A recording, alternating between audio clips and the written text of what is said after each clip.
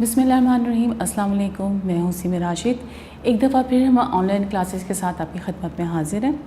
इस दफ़ा online classes का मकसद ये है कि जो न्यू एडमिशन्स या जो नए बच्चे क्लासेस में आए हैं वो इस ऑनलाइन क्लासेस से इस्तेफ़ादा हासिल कर सकें, ताकि छुट्टियों के बाद जब वो क्लासेस में आएँ, जमात में आएँ, तो उनके पढ़ाई का हरज ना हो। तो हम अपने सबक का आगाज़ करते हैं। आज मैं आपको उर्दू अलिफ़ और उर्दू बे दोनों की आपको लेक्चर दूँगी। उर्दू अलिफ़ का हमारा जो टॉपिक है वो हम्द है। बच्चों, आप तो ये बचपन से ही पढ़ते आ रहे हैं कि हम्द का क्या मतलब होता है। हम्द से मुराद ऐसी नज़्म है जिसमें अल्लाह ताला की तारीफ़ बयान की जाए। तो मैं इसकी पहले रीडिंग करूँगी, उसके बाद इसके हम इसके सवालात करेंगे, सवालात के जवाबात मैं आपको बताऊँगी, अल्फाज मैंने अल्फाज होंगे और हमने इसका किताब का काम बुक वर्क ज़रूर करना है। ठीक है, तो हम अपने सबक का आगाज़ करते हैं। चलें जी, सबक कौन माने हम, पहले हम इसके तलफ़्फ़ुज़ सीखते हैं। पहला लफ्ज़ शबनम, क़दर, गुलकारियाँ, खालिक, दश्त, कौनो मकाम, जलवागरी, फलक। खुदा सबका खालिक है कौनो मकाम में, ये गुलकारियाँ जिस कदर हैं जहाँ में।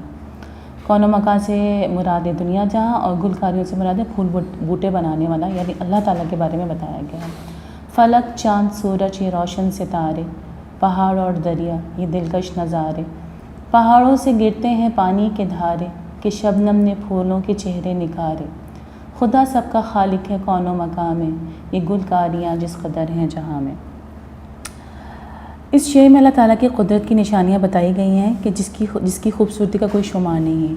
ये आसमान, चाँद, सितारे और पहाड़, दरिया, जिसकी वजह से ये दुनिया खूबसूरत लगती है, सब अल्लाह ताला ने ही बनाई है। सोचें ज़रा, अगर आसमान पर सितारे ना हों, चाँद ना नज़र आए, तो उसकी खूबसूरती मान पड़ जाएगी। इसी तरह सूरज अगर ना हो तो पूरी दुनिया में तारीकी छा जाएगी। इन तमाम चीज़ों का खालिक व मालिक अल्लाह वाहदहू ला शरीक है। उसने पहाड़ बनाए और इन पहाड़ों का सीना चाक करके उसमें से पानी निकाला, जिसको आबशार कहते हैं। वही ज़ात है जिसने खूबसूरत और रंग बिरंगे फूल बनाए, जिसकी वजह से कायनात हसीन लगती है। और उसने फूलों पे शबनम डाली। शबनम औस को कहते हैं। ये पानी के छोटे छोटे से कतरे होते हैं जो सुबह के वक्त फूलों पर, पौधों पर पड़ते हैं। इसकी वजह से जब ये कतरे पड़ते हैं तो फूल जो हैं वो बहुत निखर जाते हैं, साफ़ सुथरे हो जाते हैं। दूसरा शेर है, खुदा की हर एक सिंध जलवा गरी है, कि नूरी फ़िज़ाओं से दुनिया भरी है। हर एक दश्त शादाब खेती हरी है, ये सब मेरे मालिक की कारीगरी है।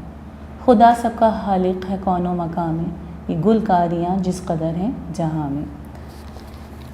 इस शेर में शायर खुदा की कुदरत बयान करता है कि दुनिया की हर शय से अल्लाह ताला की कुदरत झलकती है। कुदरत की हर शय में अल्लाह का जलवा नज़र आ रहा है, चाहे वो जंगल हों, चाहे वो खेतियाँ हों, चाहे वो पहाड़ हों। इन सब चीज़ों से पता चलता है कि हमारा रब कितना अच्छा मुसव्विर है, जिसने इतनी हसीन कायनात को तख्लीक किया, जिससे कुरान में भी अल्लाह का एक नाम अल-मुसव्विर है। ज़मीन का हर एक ज़र्रा चमका हुआ है, वो देखो कि सूरज भी निकला हुआ है। जिधर देखिए नूर फैला हुआ है, खुदा सारी दुनिया पे छाया हुआ है। खुदा सबका खालिक है कौनो मकाम में, ये गुलकारियाँ जिस कदर हैं जहाँ में। इस शेर में शायर जो है सूरज की खासियत बयान करता है कि जब सूरज निकलता है और अंधेरा छटता है तो कायनात की हर शय मुनव्वर हो जाती है, हर ज़र्रा चमक जाता है। ये रोशनी, ये चमक सूरज ही की बदौलत है। सूरज अल्लाह ताला की शानदार तख्लीक है। जिस तरह सूरज की शुआएँ पूरी दुनिया पे छा जाती हैं, फैल जाती हैं, बिल्कुल इसी तरह कायनात पर अल्लाह ताला छाया हुआ है। कोई भी चीज़ इससे पोशीदा नहीं, वो हर एक चीज़ से बाखबर है। तो बच्चों, इस हम्द का हासिल मफ़हूम ये हुआ कि अल्लाह हर शय पे कादिर है, वो रोज़ी जज़ा का मालिक है और अपने बंदों से बेहद मोहब्बत करता है। और इस मोहब्बत की वजह से उसने अपने कायनात अपने बंदों के लिए बनाई। अब हम पर ये लाजिम है कि हम सिर्फ उसी की इबादत करें और इसी से ही मदद मांगें। अब इसके हम अल्फाज मायने को समझते हैं। पहला लफ्ज़ खालिक, जिसका मतलब है पैदा करने वाला। दूसरा दश्त, जंगल, गैराबाद इलाका। गुलकारियाँ करना, फूल बूटे बनाना। फलक, आसमान। दिलकश, खूबसूरत, शादाब, सरसब्ज़। कौनो मकाम, दुनिया जहाँ। ज़रा, किसी चीज़ का निहायत छोटा टुकड़ा। अब आपका ये किताब का काम है कॉलम अलिफ को कॉलम बे से मिलाना है। आपने नज़्म तो पढ़ी है, जिस तरह फलक, चाँद, सूरज, ये रोशन सितारे। खुदा हर एक सिमत जलवागरी है, हर एक दश्त शादाब खेती हरी है। ज़मीन का हर एक ज़र्रा चमका हुआ है, खुदा सबका खालिक है कौनो मकाम है। اب ہم اس کے MCQs کرتے ہیں اور اس کی فلنگ دا بلینکس ہیں وہ کر لیتے ہیں۔ پہاڑوں سے گرتے ہیں پانی کے دھارے، کہ نوری فضاؤں سے دنیا بھری ہے، وہ دیکھو کہ سورج بھی نکلا ہوا ہے، یہ سب میرے خالق کی کاریگری ہے، جدھر دیکھیے نور پھیلا ہوا ہے، کہ شبنم نے پھولوں کے چہرے نکھارے۔ اب اس کے ہم MCQs کرتے ہیں۔ اس کے MCQs ہیں، پہلا ہے ایسی نظم جس میں اللہ تعالیٰ کی تعریف بیان کی جائے، اسے کہتے ہیں حمد۔ یہ گل کاریاں جس قدر ہیں فضا میں، پہاڑ اور دریا یہ دلکش نظارے، زمین کا ہر ایک ذرہ چمکا ہے سورج سے، ستارے کا ہم وزن لفظ ہے ہمارے، فلک کا مترادف ہے آسمان، زمین کا متضاد ہے آسمان، خدا ساری دنیا پہ چھایا ہوا ہے، پہاڑوں سے گرتے ہیں پانی کے دھارے۔ حمد کے شاعر کا نام ہے غنی دہلوی۔ اب اس کے ہم نے سوال جواب کرنے۔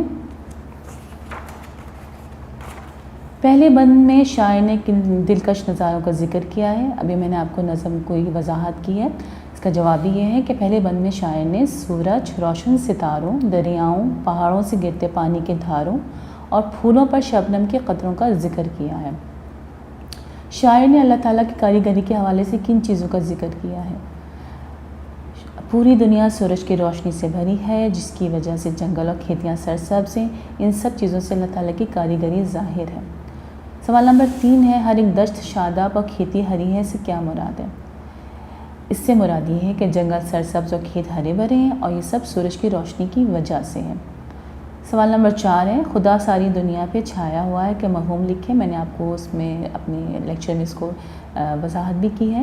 اس کا جواب بھی یہ ہے کہ سورج کے نکلتے ہی ہر سو نور پھیل جاتا ہے، جیسے اللہ تعالیٰ کی ذات پوری دنیا پہ چھائی ہوئی ہے۔ سوال نمبر 5 ہے کہ ہم میں بیان کی گئی نعمتوں کے علاوہ کوئی سے 5 نعمتوں کے نام اور ان سے متعلق ایک جملہ لکھیں۔ یہ آپ کی تخلیقی لکھائی ہے، آپ کچھ بھی لکھ سکتے ہیں۔ آپ کو جو بھی اللہ تعالیٰ نے ہمیں نعمتیں دی ہیں، ہم ان نعمتوں کے بارے میں لکھ سکتے ہیں۔ اب جس طرح آنکھ ہے، آنکھ سے ہم دیکھتے ہیں، کان سے ہم سنتے ہیں، پانی کے بغیر انسانی زندگی کا تصور نہیں، پانی بہت ضروری ہے انسانی زندگی کے لیے۔ بارش ہونے سے موسم خوشگوار ہو جاتا ہے، ہم یہ بھی کہہ سکتے ہیں بارش اللہ کی بہت بڑی نعمت ہے۔ پاؤں سے ہم چلتے ہیں۔ اچھا بیٹا، ہم کے الفاظ جملے ہیں۔ پہلا لفظ ہے خالق، جس کا مطلب پیدا کرنے والا ہے۔ میں نے آپ کو پہلے ہی بتایا، آپ اس کا جملہ بنا سکتے ہیں کہ اللہ تعالیٰ تمام دنیا کا خالق ہے۔ اس طرح دلکش، پھر شاداب، شبنم کو ڈیو ڈراپس کہتے ہیں، اور پھولوں پہ شبنم کے قطرے بہت خوبصورت دکھائی دیتے ہیں، آپ اس طرح کے جملے بنا سکتے ہیں۔ فلک کا مطلب ہے آسمان، اللہ تعالیٰ ہمارے نبی کا نام فلک سے بھی اونچا ہے، آپ اس طرح کے جملے بنا سکتے ہیں۔ اب ہم اردو البے پر آتے ہیں۔ ہماری ہیں ورک شیٹس 1 تا 3، ہماری ورک شیٹس 1 سے لے کر 3 تک ہیں۔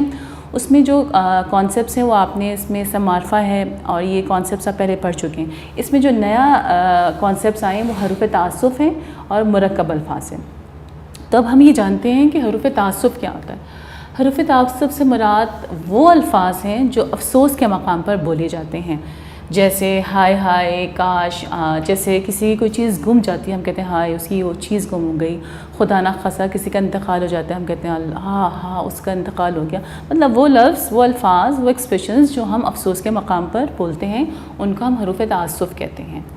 مرکب الفاظ بھی ایک نیا کانسیپٹ ہے آپ کی ورک شیٹس میں۔ مرکب الفاظ سے مراد الفاظوں کو 2 بامعنی الفاظوں کے مجموعے کو مرکب الفاظ کہتے ہیں۔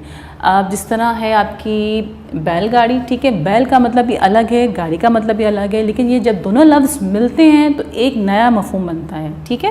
جس طرح ہے طالب علم، طالب ایک الگ لفظ ہے، علم ایک الگ لفظ ہے، لیکن جب دونوں ملا تو ایک مفہوم بن گیا طالب علم۔ اس طرح پھول جھڑی، اس طرح خانہ کعبہ، بہت سارے الفاظ ہیں مرکب الفاظ۔ پھر ہمارا ایک کانسیپٹ ہے جی جملہ کلمہ محمل۔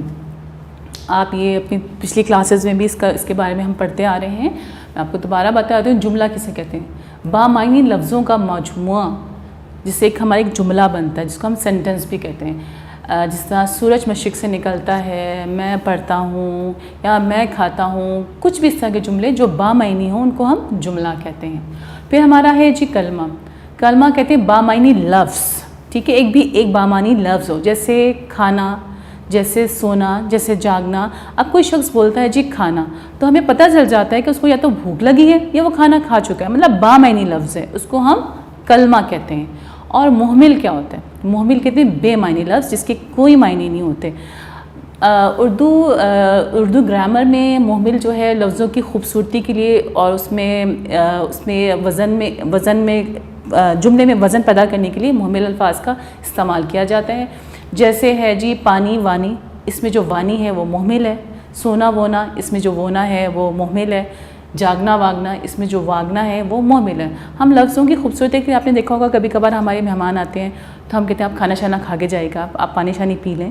تو یہ لفظوں کی خوبصورتی کے لیے یہ لفظ بولے جاتے ہیں. امید ہے بچوں آپ کو یہ آج کا لیکچر اچھے سے سمجھ میں آ گیا ہوگا اور آپ نے ضرور اس لیکچر سے استفادہ حاصل کرنا ہے. اپنا بہت خیال رکھیے گا. اللہ حافظ.